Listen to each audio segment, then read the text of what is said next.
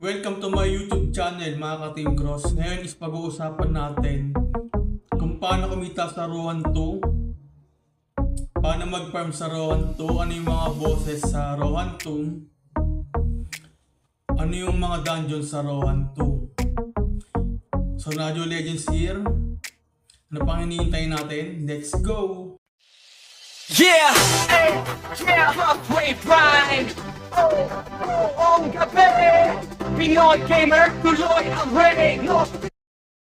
Mga ka-Team Cross, ang Rohan 2 ay isang game kung saan pwede kang kumita ng Gcash, no? So ayan, free to play, play to earn. So ano yung mga bosses sa mga Rohan 2? So ito siya mga ka-Team Cross. Territory Boss, Death Angel Boss, Orc Boss, Fire Drake, Elite Monster, Field Boss Map. Tapos mga ka-Team Cross, ito naman yung dungeon sa Rohan 2, Boss Hunting, XP Farming, Party Raids, Guild Runs. Makikita din natin dito yung Dark Underground Cave, Lava and Fire Dungeon Map,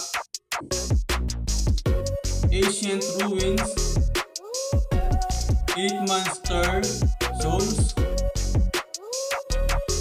Boss Raid Rooms. So ito yung mga klase ng dungeon sa Rohan 2. So paano nga ba dito kumita? Siyempre kailangan mo lang mag-daily grinding. Everyday ka maglaro. Bigyan mo lang oras yung game. Tapos mag-farm ka na mag-farm. Yung mga rare art items, ibenta mo sa mga katulad mong player para maging crystal. Tapos crystal to cross. Tapos cross to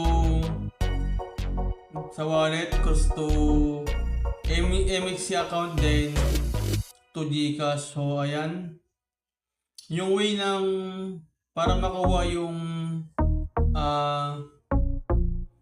money is ay lalagay ko sa taas ng video ko.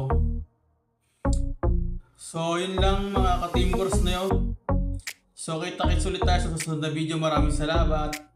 Nadio Legends is out.